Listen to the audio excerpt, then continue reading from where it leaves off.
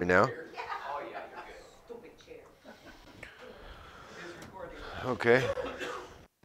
So watch what I say. Morning. What did the... Did you take the eraser? Yes. And my pen? Yes. I got excited. I went into teacher mode for a Thank you. minute there. Corey, excited? Right?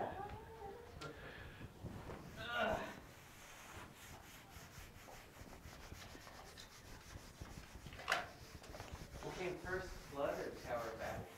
Blood. Anybody know the first Antichrist who built the Tower of Babel? The what? Anybody remember the first Antichrist, the guy who was responsible for building the Tower of Babel? Is that the one where God came down and changed the language, everybody? Shortly after that. I don't remember his name. His name makes him sound like he's a dummy, but he was actually arguably the first Antichrist, based on Revelations. Close, Nimrod. Nimrod. That's funny. What? You have such nice handwriting. Oh, you're welcome. You're Thanks. welcome. Rob, did you rub it? Oh I got my one. gosh. Did you know that the lady that invented that the green bean casserole? Hello? Are you staying? I'm for that. Okay. All right. Thank you.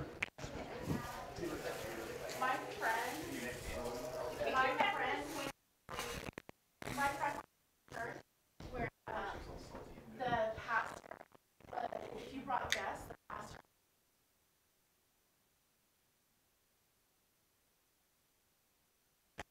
There's this guy named Harry. Everybody in town knew who Harry was because he had his own store, all this kind of stuff. Well, no. So he brought his two nieces to church with him, and the pastor said, "Will the two women with hairy butts please stand up?" So he said, "Will the two women with hairy butts please stand up?" And they just stood right on up because that's their uncle's name. And then he's like, "Can we sit down? Okay, today we're going to, and he's like, That's awesome. I gotta keep going. Oh my gosh, what did I just do?" Well, I want to know what kind of parent raised their son. Right? Exactly. I think to myself, I think it was well before your time, but Keith, what was Keith?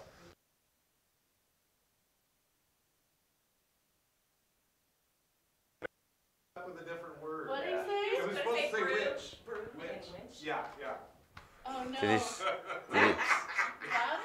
I laughed so hard. I shouldn't have laughed. That is so I was like, This pastor, he was a younger pastor, and he was all excited about preaching a sermon, and it was about, Do you need a what was pen? that? No, I don't need a pen. There's the pen. I got another pen now. sorry, what?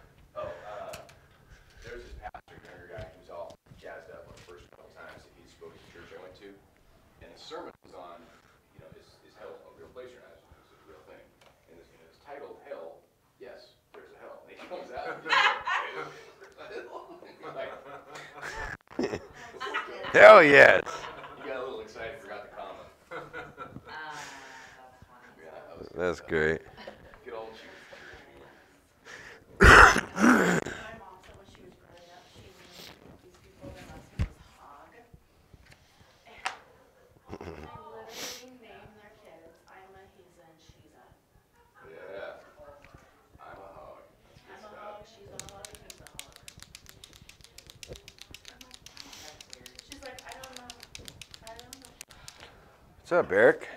How much? How you doing? I'm doing well, man. Oh, man. Your hair's still purple. Yeah. More of like that.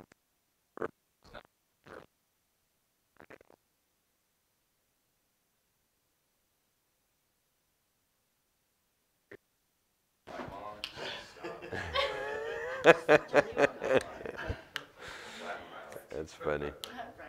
Thank you.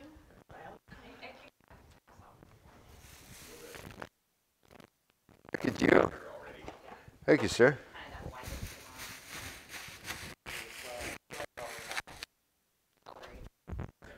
hair was white. You look at the picture. Oh, really? When I was 5 or 6. Yeah. Stark white. And mostly because we lived in the high desert and I was outdoors all the time. And my hair literally turned white. When you take a picture of me and you're like, who is that?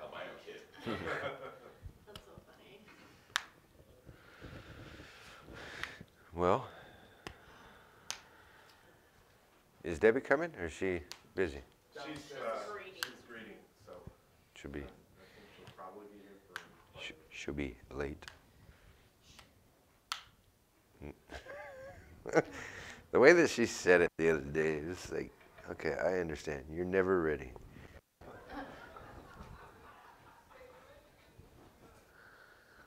Oh. Well, how was your guys' week? Long. Yeah? Yes. It's gonna be longer this week. So where were you yesterday? Last night? I was working till about 6 last night. Why? I've got a project in Tualatin that we're at the crunch on for Andy, well, until end of the year, but it's for a large general contractor. No, it's for large. Which one? Perlo. I don't know that. So Perlo Construction, they're building a new office building in Tualatin, Okay. their office building. Okay. So that's Where at? that project. On the other side of Avery, so you go down, Tualatin, Sherwood. Yep. You have Avery that goes one way, and then AMU, Uh-huh. Street is the other way. Yeah. Okay. Avery's over by the, what's the big, McLean, no. What's the big electrical panel company? Eaton. Eaton Industries. Is it Eaton Industries?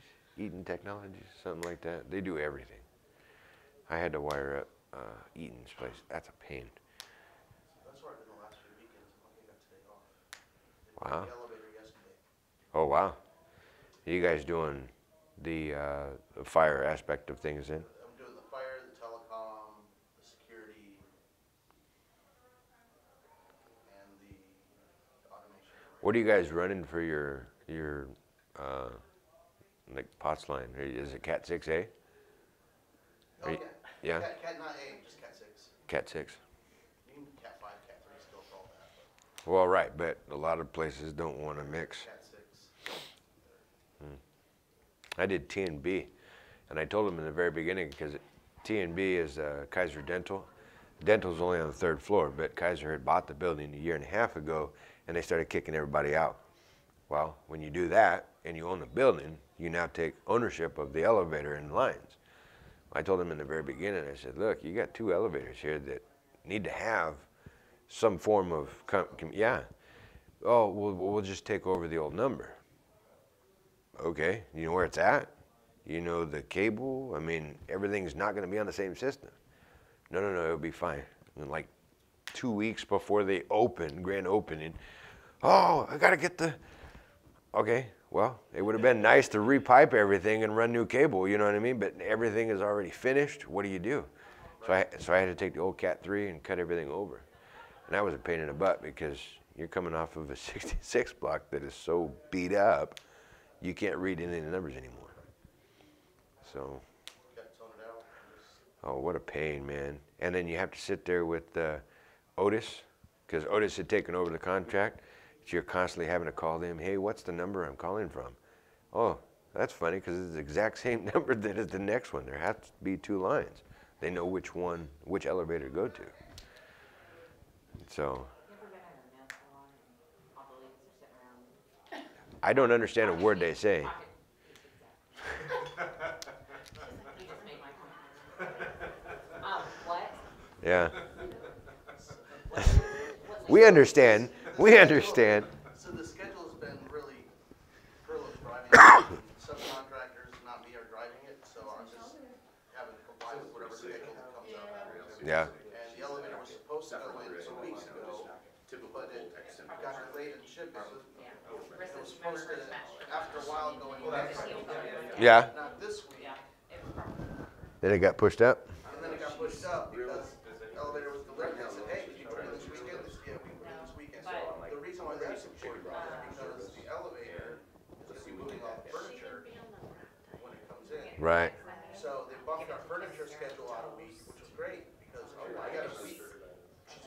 Right. And then they put it in this week, and I'm like, Yeah, yeah. where'd my week go? It's just a nasty. It's gone. It's gone. Hopefully it'll be So, gone fast. gotta get. So is Otis? The contractor? Who? Schindler? The doctor Okay. says, oh, you need to give them a teaspoon of water every 15 Been a minutes horrible for an schedule. hour. Then make it 2 teaspoons. Welcome to construction. And I've been totally field work the last couple weekends.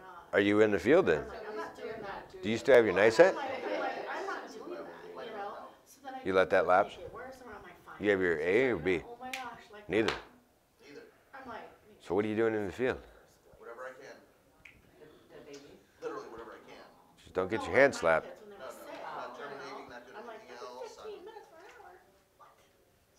Pumping ladders, material, heating, It was weird. whatever, Nice. testing. Yeah. You don't need a license for that. We need a wire, you need a license to pretty much terminate. What? I'm already exhausted and this is gonna be a long week. I think you need a license for pulling cable. I'll get Cause that. cause there's code. There's code you have to follow. If you're feeding it. Yeah. I got my hand slapped by a material. Pulling out of the boxes, feeding this. Slap my hand. You can't do that. In order to touch that wire, you got to be licensed. Really? So. Yeah, it's like that. Yeah. Nathan can't stand it, and I'm. My husband's always had one. What's so that? I'm just so used to it. I'd like to see you with one, but the grow out part is when it's all like needles and he tries to kiss me and I'm like, get away from me! It takes a while to grow it out well because then you can trim it all even, but it doesn't grow out even. Yeah, So yeah. you gotta get It looks good though. the growth first, then you can Nice trim sweater. it even. Nice to see you guys here. You're like a hair unicorn. Rob, I saw your Oh, there it is. There it is. sweater for the first time, like as everybody was getting ready to leave. I love that one. I know I have a machine gun. Yeah, it should be.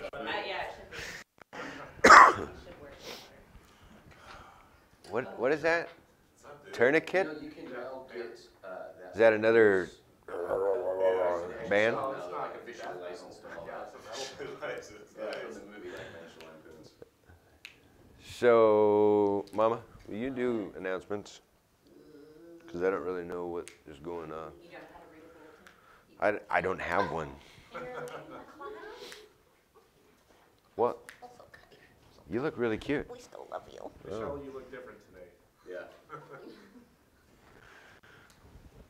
I swear you put those glasses on my wife, we couldn't know a lot of difference. Michelle's Right? Oh, yeah, she's wiped out. We took a picture together, and every time I do one of those Facebook things that it's like, what would you look like, you know, when you're 90, or what would you look like as a blonde or whatever, it always, if I use that picture, it always puts Michelle as me. I screenshot it and sent it to her all the time. I'm like, just so you know, this is what you're gonna look like. I don't know why, it's funny, but whatever. Which is funny, because I'm wearing glasses and she's not, so I don't understand why it doesn't recognize me. Well, you know, 6 years of wearing glasses, my eyes are getting better, so there's hope. I should start eating more cookies and No, carrots. more milk. Fewer greens. Fewer greens. Probably. What do we got going on? The NLCS Christmas program is Tuesday, December 18th at 7 p.m. in the Worship Center. Is that the sanctuary? The main sanctuary? Yes. Oh, okay. Your email address is needed. Let's see. Looks like they're trying to update all their systems. So they want to make sure they have everybody's email address. Family Promise is the week of Christmas, and they are still looking for a couple of nights to be covered. I know that because John sent an email. I think it's like Tuesday, Wednesday, and Thursday. So if you're interested in an overnight host, his phone number's in there. Christmas Eve candlelight service is Monday, December 24th at 7 p.m. We're still doing the Lottie Moon offering. Don't forget to check the Christmas card boxes. New class is going to be Free the Lead against January 6th. You can sign up at go.newlifehillsboro.com. And for the temporary office communication, it's the info@newlifehillsboro.com. All right, cool, thank you. I'm watching myself over there. The delay on it is ridiculous. It's like a, It's like a half a minute. or longer, yeah. Yeah, it's crazy. Okay. Well, glad to see everybody is here after, everybody partied super hard last night. Sorry, we had a life group get together. It was awesome. Thank you to the Shanholtz for opening their home. That was a lot of fun. Sorry that Michelle's not doing well. Yeah, you should have seen the after party at our house. We literally came home, I put a nice hot fire in the wood stove for her, and she did her word fine, and I literally sat and did a crossword. How old am I? We're thinking of you, Michelle. Anyway, so, yeah. Anything you guys need, let us know. Yeah, I think for now it's just, she's just gonna rest. Okay. Kind of thing, but I'll let you know. Okay. Try to get her to eat some broth later today, bro. Yeah. Just live on toast.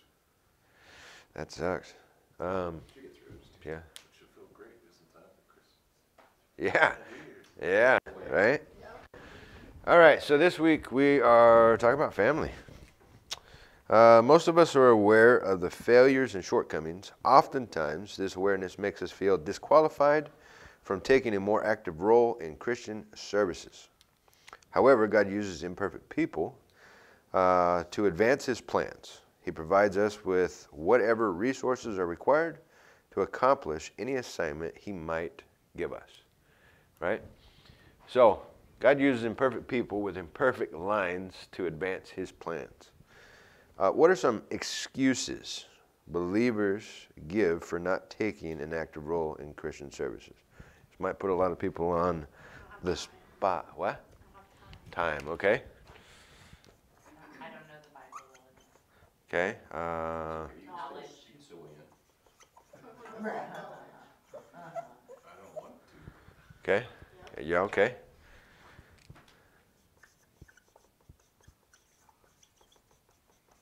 Okay, what else? My favorite one is Oh, okay. yeah. She'd be here.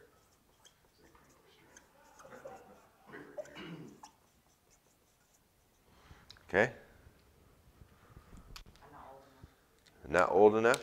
Not old enough? You know, like this week. Make it like an unnecessary one. Okay. Yeah. What else? I What? thought I told you to squeeze that and not shake it. I have to shake it. Yeah. Right on the side. Unnecessary. It says Somebody else. Yes. shake and pump. How do you pump it? You go like this on the board. Shake it and pump. Does it say to shake constantly? I don't know. Yeah, it works better that way. If I shake it, it works. I love that. Yeah, it's all right.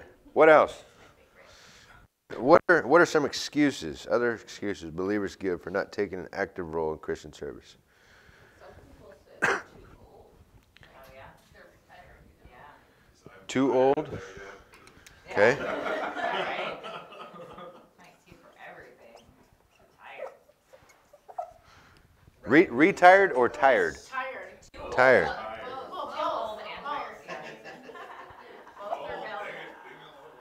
We went to one church that, they're definitely older people that are just like, no, I'm I'm retired. done. Yeah. Mhm. I did my time. Yeah, I don't have to do anymore. Yeah.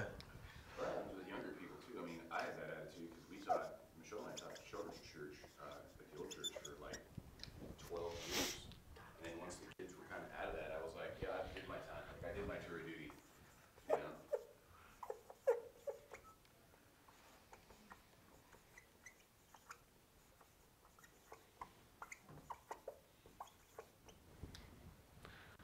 God doesn't have time for me. Oh, here's another one. How about my history? Yeah. I was just gonna say. Yeah. My past, The imperfect life. right? and stuff.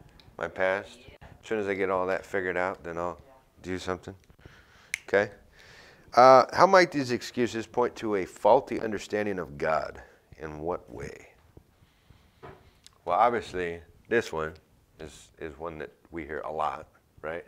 My past, when I get things right, then I'll come. But the question being is how much these excuses point to a faulty understanding of God. God uses us wherever we are, whatever we're going through, right? So, all right. How does any other ones?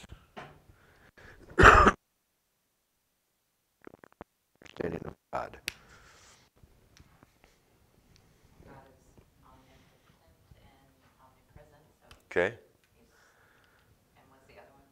What's the other, Omniscient. Omniscient, omnipresent, and omnipotent. Yeah. Yeah, God doesn't have time for me when I've heard, or I don't feel very close to God. I've heard that one a lot. Yeah. I'm like, well, you're generally, in my experience, God is as close to you as you are to Him. Yeah. If you're not spending time, then you're probably not going to have much closeness. Right. Just like everybody. I'd say a quick honest thing about the one that they don't want to. I think it's obvious in the Bible that rarely did anyone want to. Yeah. Like, Yeah. You just look time and time and time again. They're like, even when God is actually talking to them, Yes. they're like, "You sure?" Mm. Like, I don't really want to do that. I'm the wrong guy. Even Jonah, like, So- he mumbles all the way at the end. Right at the end, even after the people repent and are saved, he's like, I wish you would have burned them. Yeah. The story.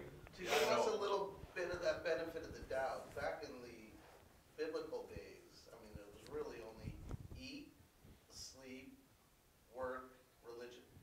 And try not to die. Yeah. I mean, that was it. There was nothing Yeah. else in life. I don't know. Now we have movies and Yeah, that's true. Yeah. amusement parks Lots and of football and phones, cell phones. TV. Yeah. Yeah. Anyway, so it still points out that like you'll never want to. You Sure. Make a choice. Time. I was talking to a good friend of mine, Luke Wilson. He's back in town. He was obviously joking, but we asked him today. He says, you want to teach? And he's like, oh, I don't have time for that. Be careful, because how many times do we find ourselves, oh, my work schedule is so crazy, and the next thing you know, oh, guess what? You're laid off.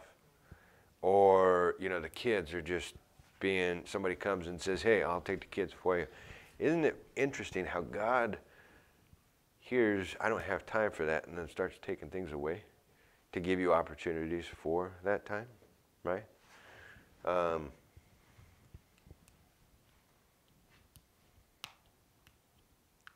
Wait, you mean there's people that take your kids away? In California. Just kidding. Yeah, in California, we were talking about that. Yeah. Well, Shambles did it when we were sick. That was nice. Yeah, that was super nice. It was super nice. Yeah. Okay, so let's jump in. Somebody give me back history, the last 2 lessons of what we studied. Somebody that's not been the teacher.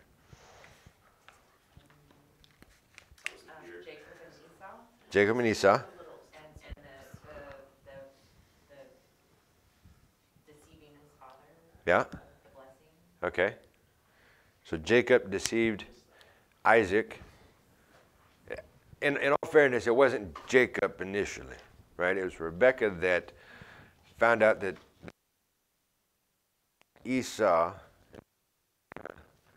duped Isaac into thinking that it was Jacob. God Everybody's told at fault. Rebekah- Huh? God told Rebecca that Esau was supposed to get the blessing, right? Yeah. Instead of his brother. No, Jacob was gonna Jacob, get it sorry, because Jacob was Esau supposed to get it the older. instead of Esau. Right. Esau Right. was the hairy one. So, all right. That's correct. I was paying attention. Yep, okay. So after deceiving his father, this is Jacob deceiving Isaac, and stealing the blessing, Jacob was forced into exile to escape his brother's vengeance. Obviously, Esau is really ticked off, okay, that Jacob got the inheritance that Esau was supposed to get, okay? So he sought asylum, or a safe haven, his place to go, with his mother's brother in Haran, 600 miles away. Now, give me just a second, because, we had this show and tell this morning, and I was told to erase it so that, you know, I could look smart as we wrote it up here. Tori, for your help. We have, so first and foremost, last week was about what? Okay, but we talked about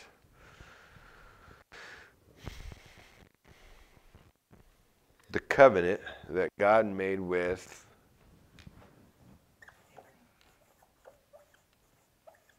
okay?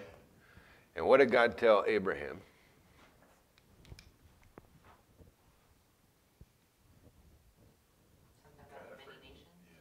Yeah, he was gonna he was yeah, he was going to be the father of many nations. He was going to bless his descendants, right?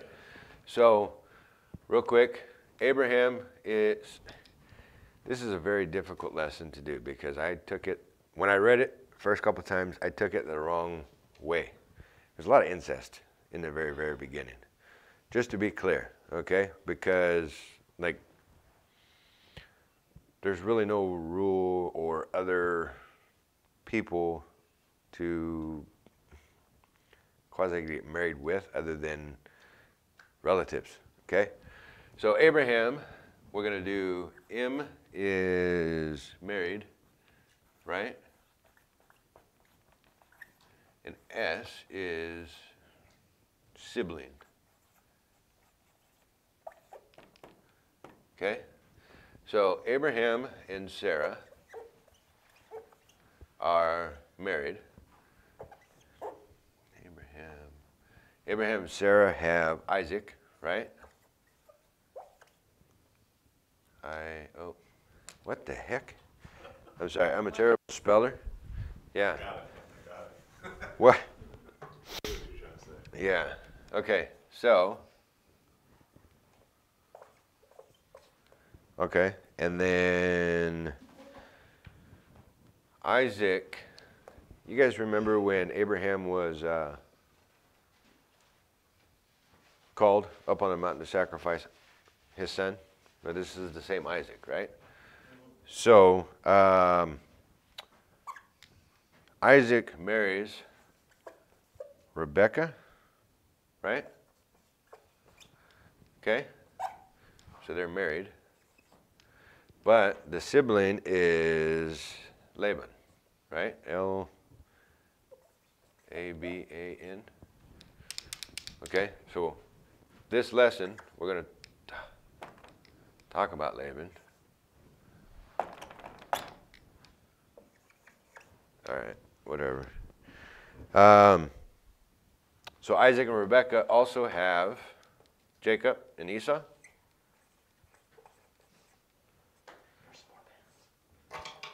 Thanks.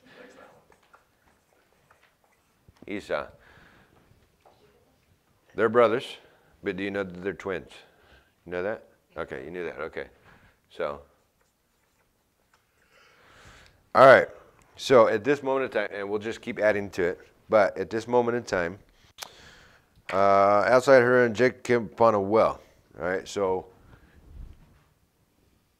Esau's really upset with Jacob, so Jacob takes off, goes to 600 miles away to find asylum with Laban, which is, oops, I forgot. They're siblings. Laban and Rebekah are brother and sister, okay? So Jacob, and he goes, finds asylum with Laban.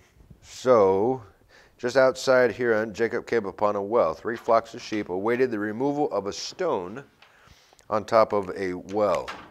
Hoping to learn about his relatives, Jacob engaged the shepherds. In conversation, he discovered that Laban, his uncle, was doing well. As their chat at the well continued, Laban's youngest, okay? We've got, do it right, Leah and Rachel, okay? Those are his daughters. So Rachel is the youngest, and all of a sudden, Jacob immediately removed the large stone and watered the flock. maybe showing off or just trying to feed the flock. Emotional introductions to the family followed. Laban provided Jacob refuge and offered him employment. Okay, so Jacob then sees Rachel, notices that he's madly in love with her all of a sudden. Then goes to Laban and talks to him about this opportunity that Laban offers refuge and employment for. Okay? Can I get someone to read?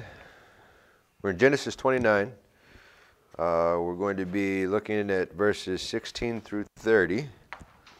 So can I have someone read chapter 29, 16, and 17? Anyone? You getting there? Okay. Now Laban had two daughters. The name of the older was Leah, and the name of the younger was Rachel. Leah had weak eyes, but Rachel was lovely in form and beautiful. Okay. I'm sorry. Keep going on to 18 through 20. Jacob was in love with Rachel and said, "I'll work for you 7 years in return for your younger daughter Rachel." Where we going? Through 20. Laban said, "It's better that I give her to you than to some other man. Stay here with me." So Jacob served 7 years to get Rachel, but they seemed like only a few days to him because of his love for her. When Jacob said, 21? No, just 220. You finished there. Okay, so first and foremost, I took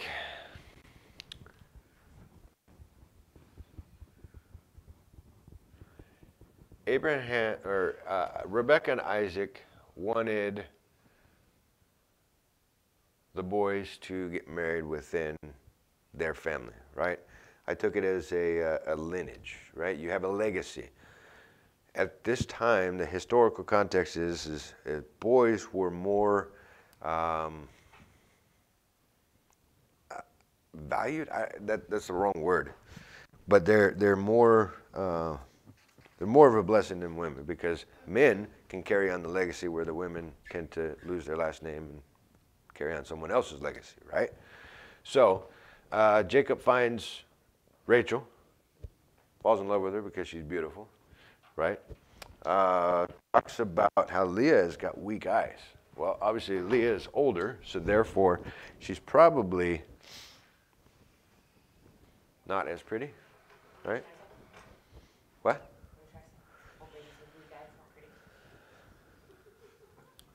He's not saying that. It's just Yeah. Okay, so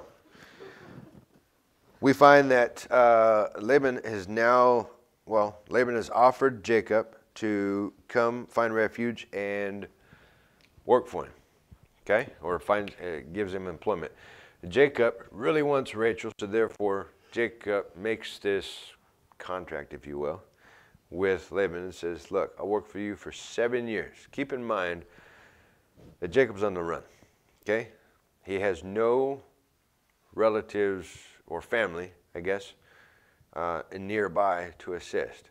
Historically, the groom's parents would give a sum of money or some sort of dowry, thank you, to the bride's family, okay? And then the bride's family would acquire an extra hand on the farm, right? So Jacob goes to work as the way of life, right? Okay. So let's look at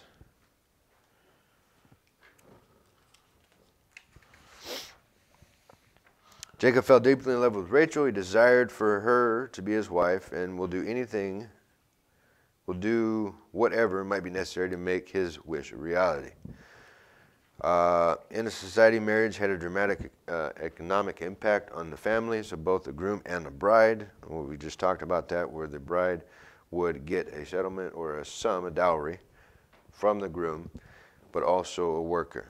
Jacob found himself in a delicate situation. His father neither was present, nor had he been authorized anyone to serve in his representative as his grandfather did, right? So it would be a betrothal gift from the groom's side. So he winds up going to work. Okay? Laban's answer appears to be a consent without actually making an agreement. So you have Jacob that is trying to do right, has this notion that it's going to be a contract, right? I'll work for you for 7 years and you give me Rachel. Laban says, yeah, okay. With no notion of making that contract, okay? I'm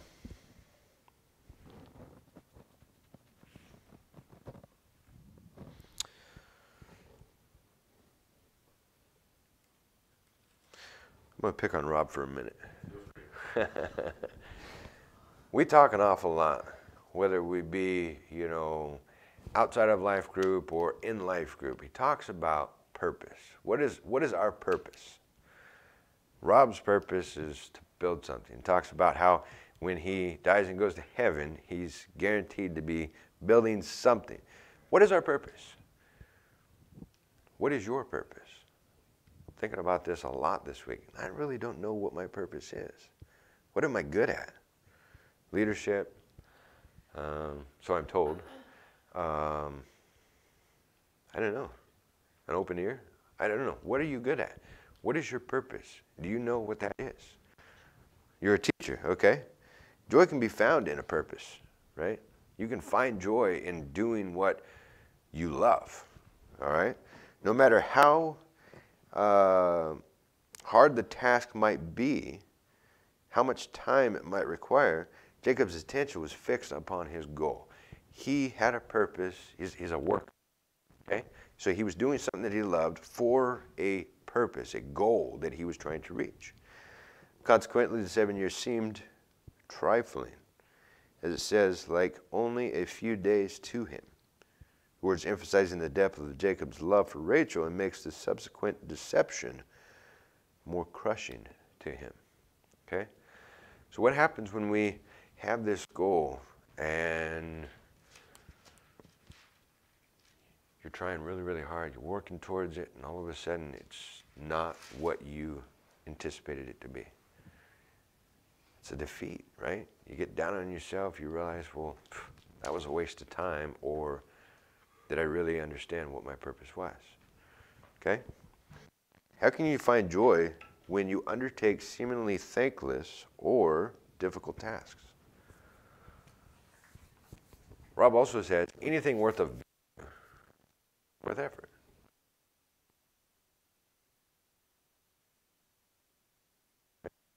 Set your mind to it and do it. I think when you couple that with purpose, it helps people understand what their purpose is. Because I, longest time, they're like, what's your purpose? Glorify God. Like that's what they teach in Sunday school. Sure. Okay, cool. What does that mean? What is the glorification of God? Well, it's doing His will. Okay, what's God's will for me? Right. I don't know. I'm praying on it.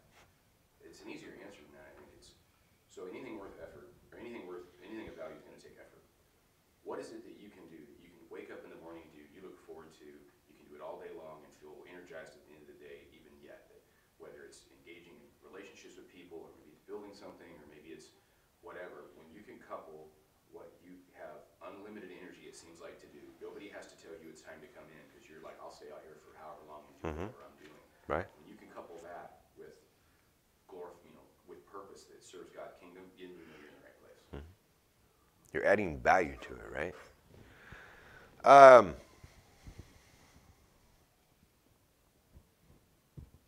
Okay, so recap. Jacob sees Rebekah, goes to Laban, comes back, says, look, I really want Rachel. Laban says, come work for me, give me 7 years, you can have Rachel, right? But he doesn't specify, okay? So someone pick up 21 through 24, please. Where are we at? Chapter 29. I'm sorry, which book? Genesis, I'm sorry. Then Jacob said to Laban, give me my wife. My time is completed, and I want to make love to her. So Laban brought together all the people of the palace. I'm going to stop you right there. I'm sorry. Read that first sentence, verse 21, real quick. Okay, then Jacob said to Laban, give me my wife. Okay, stop right there. So, we have a problem. Well, first off, he's done his time, right? He's put in his time and he's done what he set out to do. He set his goal, but there's a problem. He's not being very clear, okay? Give me my wife. Well, let's think about historical context here, okay? Leah is older, right? Be wedded first. Is you got to get the old one out of the house first, and then you get the next one out, right? Exactly, exactly. So Jacob says, hey, I finished this. I want my wife. Give me my wife. Well, if we go back and look at it, Laban didn't actually state, yeah, you can have Rachel after your 7 years. Yeah, okay, right? He didn't make that agreement. He didn't make that covenant. So he gets what he gets, right? Laban isn't necessarily being deceitful, but at the same time, Laban also didn't disclose that the rule of operation is you get to pick and choose, right? You have to take the first one, right? So he gets deceitful, or he gets deceived here and gets Leah, all right? Keep going. So Laban brought together all the people of the palace and gave a feast. But when evening came, he took his daughter Leah and brought her to Jacob, and Jacob made love to her. And Laban gave his servant Zelphan, to his daughter as her attendant. Okay. So, real quick. Historical context. What happens when there's a wedding? Anybody know? Food. Lots of food. Lots of food. Lots of wine. But it's a long ceremony. Okay? So, basically what happens is there's a lot of wine and a lot of food. Well, 7 years is a long time to wait. And so Jacob's ready. Okay? He's super excited. Oh no, that's terrible. But he's also possibly drunk, right? Super excited, just kind of partaking in too much. Okay? Also during this time, they didn't have lights like we do, right? They didn't have electricity. So they have candle lights. Anyone ever take a candle and try to find their way around in a very dark place? It doesn't illuminate a lot, right? So being drunk, not having good enough light, plus, did it talk about the veil? No. They didn't talk about the veil. Okay, I'm jumping ahead. No, not jumping ahead. It says now in the evening, he took his daughter Leah and brought her to him. So I mean, it's evening is going to be, dark. It's dark anyway. It would be customary to have a veil on. Right. And keep in mind, these two are sisters. Similar. So it's cousins. Right. Yeah. Weird, right? There's only so many people to pick from. Exactly, exactly. So, Something like 500 people or instead of like yeah. 5 million. Okay, so let's stop for a minute. We'll come back and we'll pick this up. Again, trying to write and make sure everybody understands everything. Let's back up. Rebecca and Isaac. The initial blessing was to go to Esau, right? Esau gets upset because Rebecca dupes Isaac and gives it to Jacob. And now Isaac takes on 2 wives. Okay, so we're already setting like a bad stage. Okay, because initially, when Adam and Eve were made, it was one man, one woman, and that was that, right? Not Adam and Eve and Rebecca. You know what I mean? What does it say? Two's company, three's a crowd, something like that. So, anyway, Esau marries 3 wives.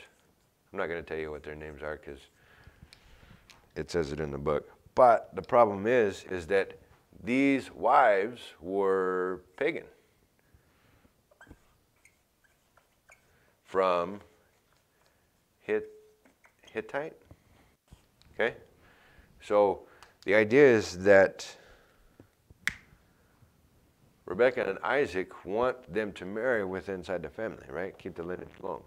But Esau's probably angry and upset, and so he decides, well, he says, well, I'm just going to go get 3 wives, and happens to be outside of the family, so now Esau's the black sheep, right? He's a troublemaker. So, jumping back to Jacob and Leah, okay? There's just a really good irony there. So Jacob fools Esau, or kind of steals Esau's birthright as firstborn, and then gets duped out of Rachel and receives the firstborn. Yeah. You know, buddy. Yeah. How'd that work for you? Well, here's the thing. You heard this whole story. Here's the thing. Okay, so let's step it. No, you're fine. You're actually doing really well. Let's step through. Okay, so Jacob deceives, right? Is it? See, deceives.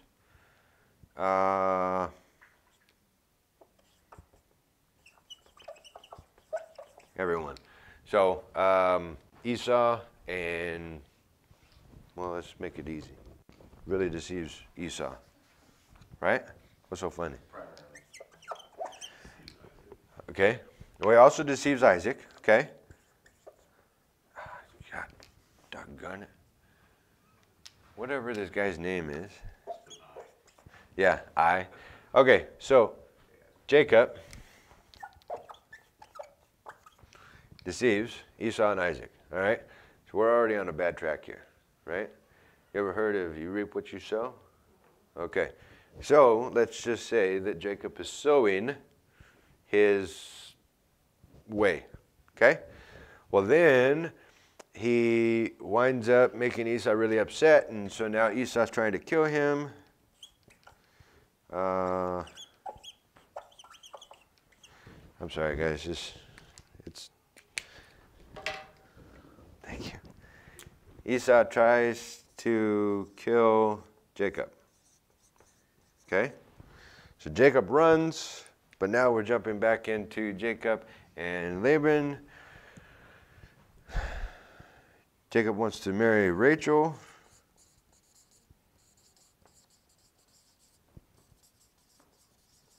And sows or reaps what he sowed, right?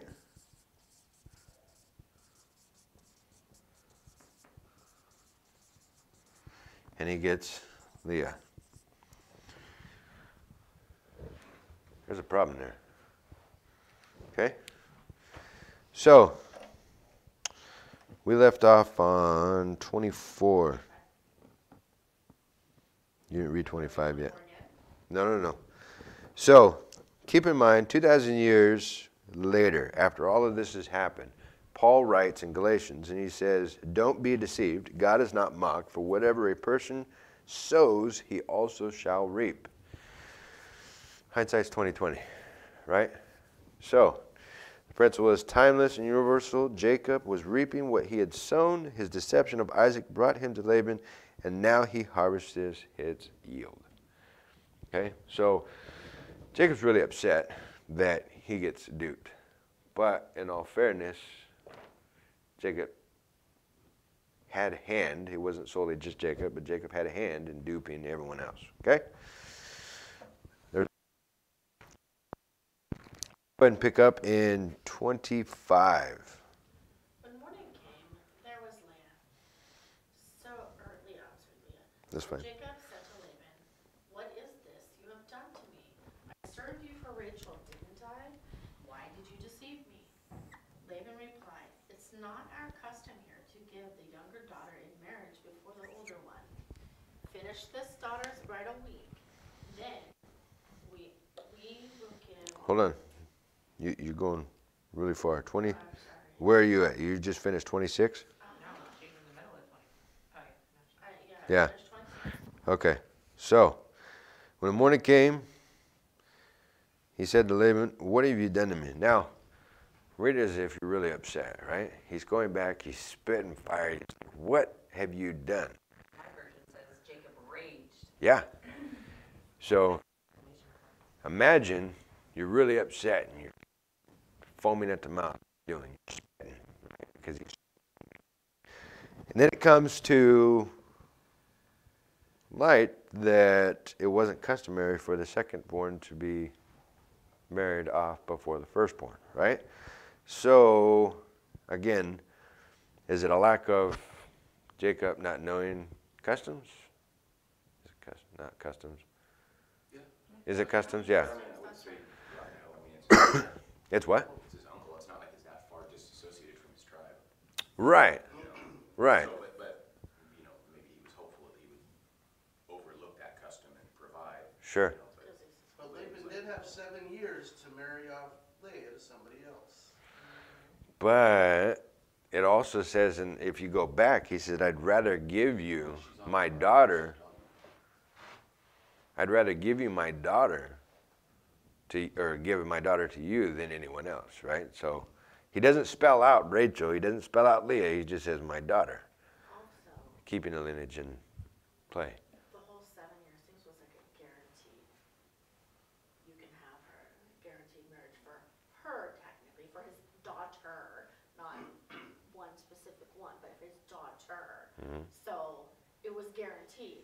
So yes, he had 7 years to marry her off, but I don't think you Why really would would you have bother tried when you that already have- hard when it's guaranteed already. Yeah, Yeah. you're You see what I'm saying? It's already guaranteed so that he gets the daughter. Of course, Like he- Ross says, dog-eared. Yeah, of course, he gets Rachel before the next 7 years. Yeah. Yes. I'm jumping in, I'm sorry. No, you're fine. You're fine. I don't know, I think Laban, he knew what the agreement was, and he He did him a little dirty. Here's a Yeah. It was a Yeah. little Did him a little dirty. Yeah. So when I read this the first time, I thought, okay, this is very, very clear. We have to be very specific, right? We have to be concise in what we want. You don't set a goal of, I want to possibly be a mechanic later on. Well, what kind of mechanic? You want auto mechanic? You want to be airplane mechanic? You want to be what, right? You have to be clear, okay? A what? Tanks, okay. Yeah, good luck with that one. The point being is that if you set a goal, you don't just set a vague goal, right? And so the issue with Jacob trying to be very clear, but Laban not so clear. I'm sure they both knew. Laban definitely knew the custom, but didn't disclose that to Jacob. So they're both guilty in this, right? But as we see, you know, if you deceive someone, it's going to come around and bite you in the rear, okay? Obviously, at this point, he's kind of bit him in the rear, okay? He gets the ugly one. He doesn't like Leah, okay? So it requires little imagination to see the fury in his face, we're talking about Jacob, and hear the rage in his voice of Jacob confronting Laban. His question spits forth in rapid fire to no avail, the name Jacob. What does Jacob in Hebrew mean? Anyone? Supplant, deceive, or grab the heel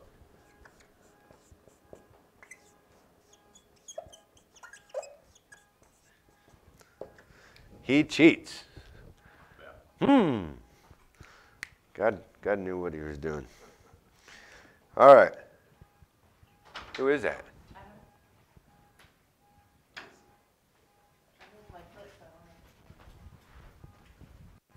It sounds like yours. Yeah, it's yours.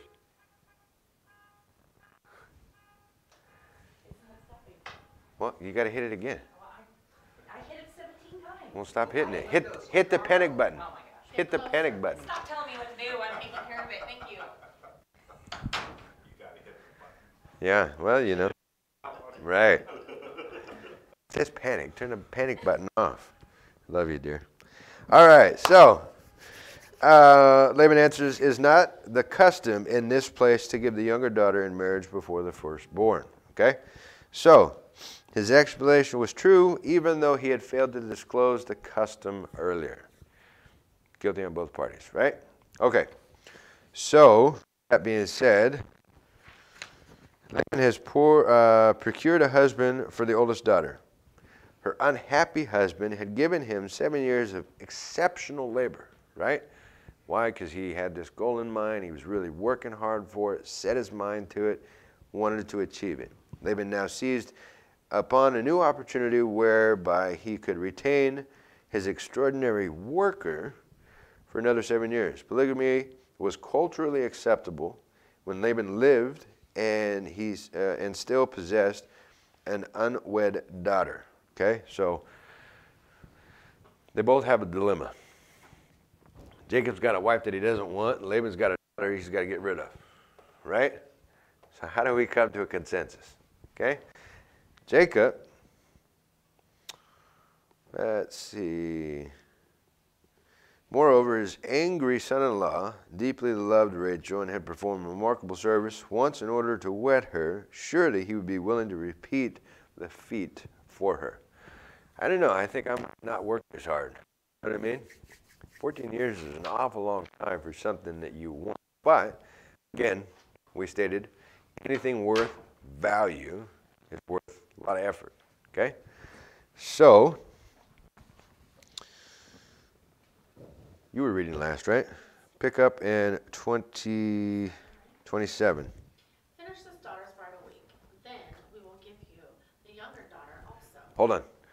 So, he's got 7 years that he had to invest to get the woman he didn't want. But Laban comes to him and says, look, I'm sorry, not really, but I tell you what, finish out the ceremony, I'll give you Rachel. We've been doing this all week. Yeah, too many R's. So he says, finish out the ceremony, and then I'll give you Rachel. If you give me 7 years. So now they're trying to negotiate, right? What's going on? We're already headed down the wrong path, right? So, go ahead. In return for another 7 years of work. And Jacob did so. He finished this week with Leah.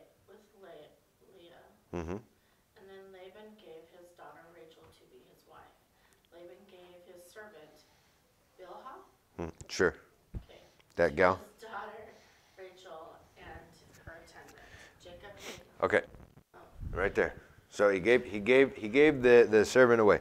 Why, on both weddings, did Leah and Rachel?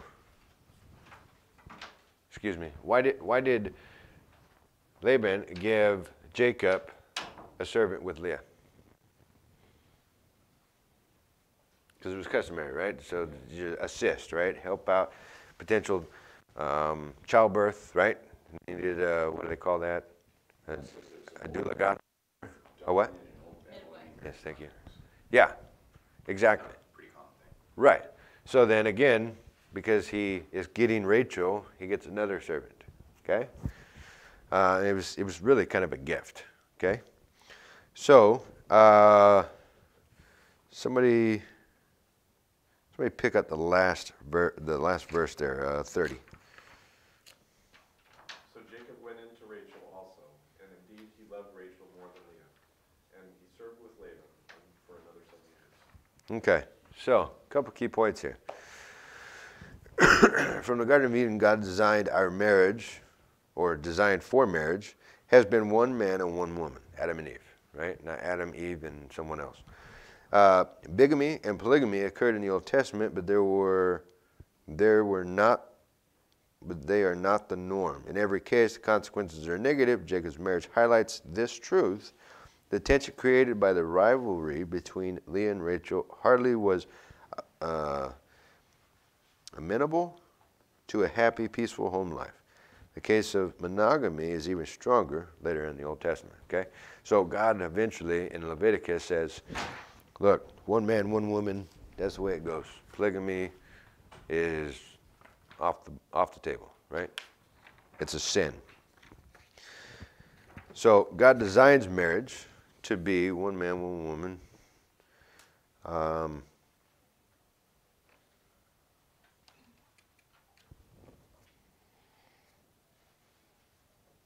Here we go. Jacob's bigamy generated conflict between two sisters. 4 centuries later, God explicitly prohibited marriage to two sisters while both were living. So you can't marry in the family or another woman until your wife is out, right? The discord between Leah and Rachel manifested itself in vain attempts to gain Jacob's affection by giving birth to sons. Now again, we talked about like sons were more desired than daughters, right? Because sons could carry on the lineage. Okay.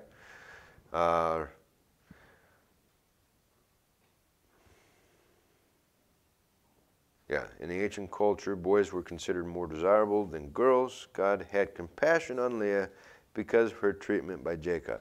Now, if you don't like something, are you going to cherish it? Not really, right? You're not going to invest the time needed to take care of it.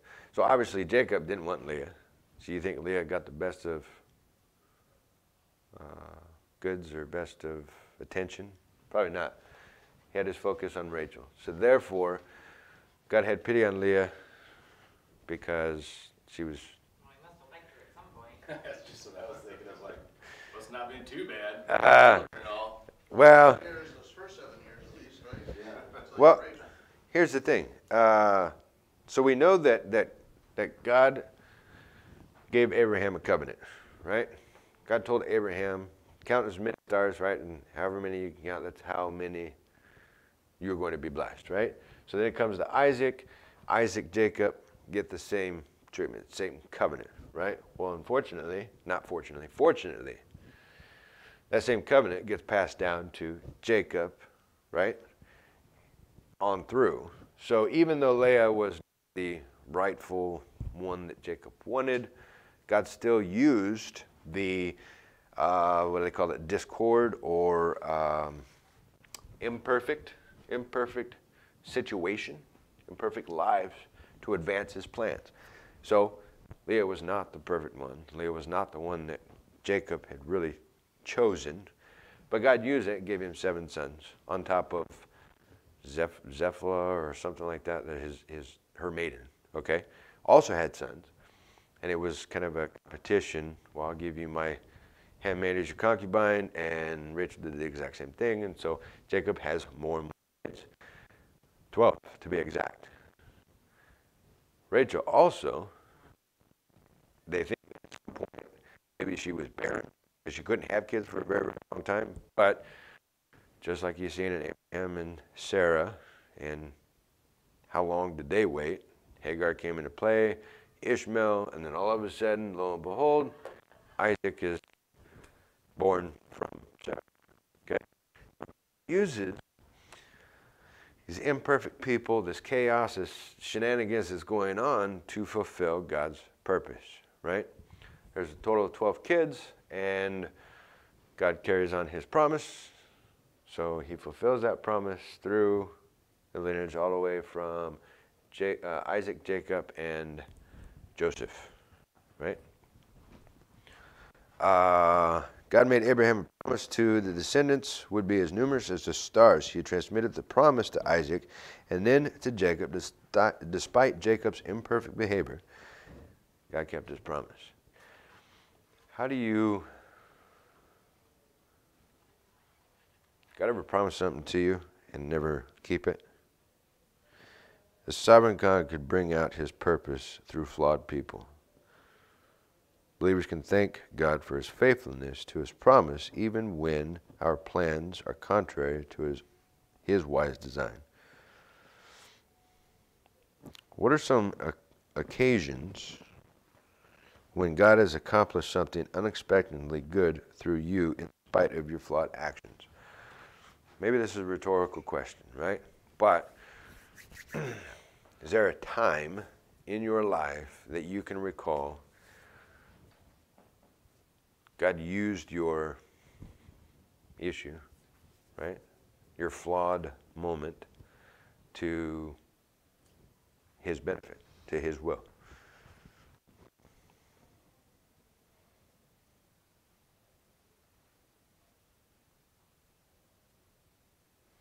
How do these experiences shape your daily Christian walk?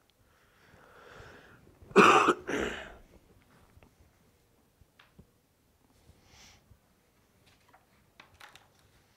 think the takeaway on this one here is that last week we talked about promises, right? and how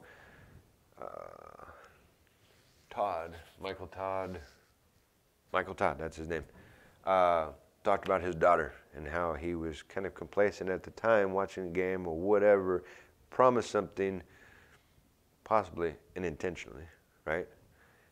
But the point being is that God promises stuff, and yet somehow we find ourselves on the receiving end of that promise, right? So God promised Abraham that this was going to happen. He was going to have a great name, a great lineage. Okay, as you see, yeah, there's shenanigans in the middle of all this.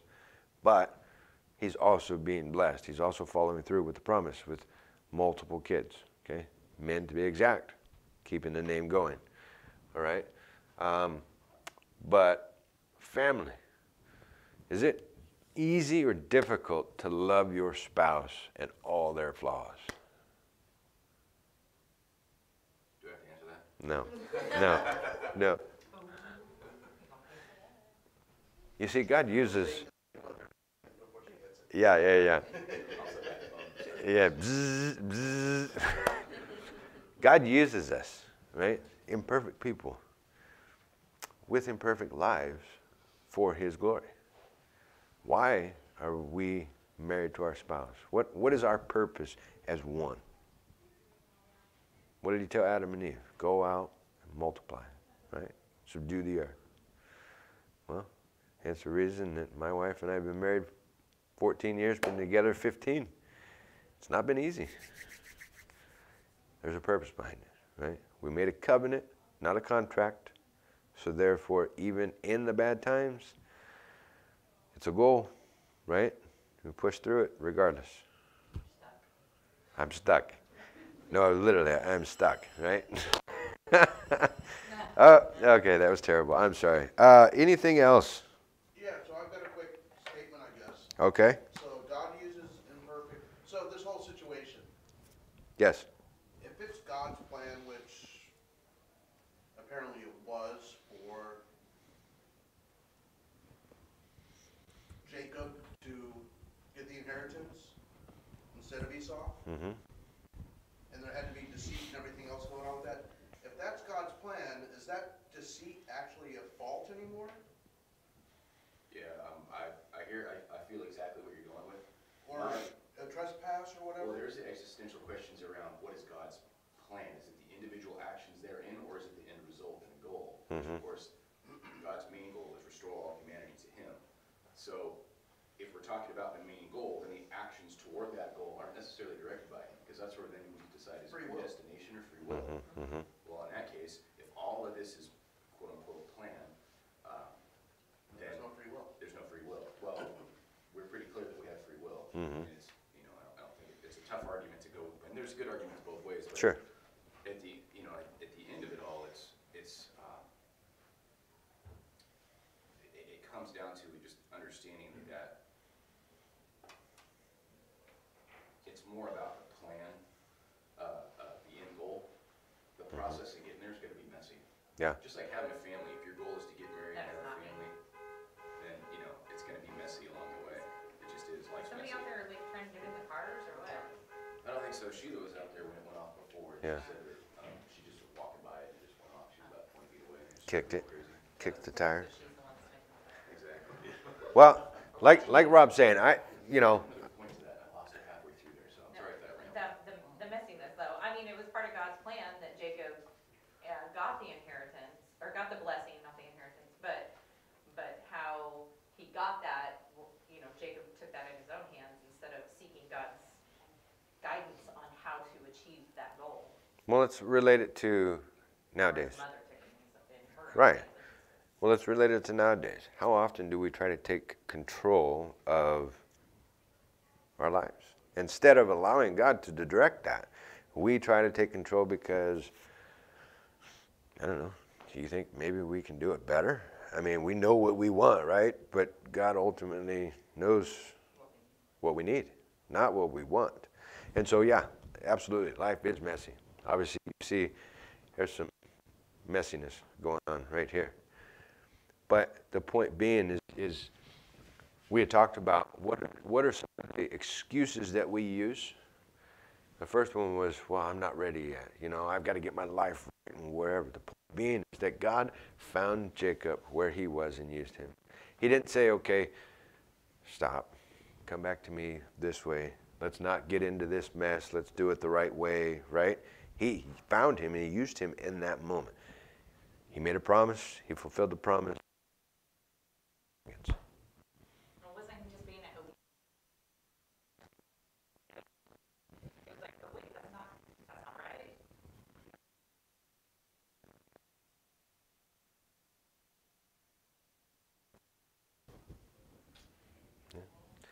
There's such thing as Because the whole guilty by association.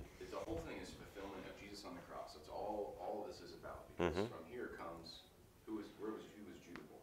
The house of Judah, which is the house of David. Jesus descended of David, death, resurrection on the cross. That's the whole fulfillment. So this story all is just the backdrop toward Jesus on the cross, and sort kind of not only fulfills that to happen, but it shows why we need it. In my view. You took it right out of the Bible. You didn't come up with that on your own, did you? One of them was, Judah came from one of them, I can't remember who it was. It was really. Yeah, it was Yeah. Commentary is really funny. Judah, which becomes the tribe of Judah, which becomes where David comes from, which becomes Jesus and all that. So initially, right, even though it was his first wife, God used Judah, son of Leah, to accomplish Jesus' coming.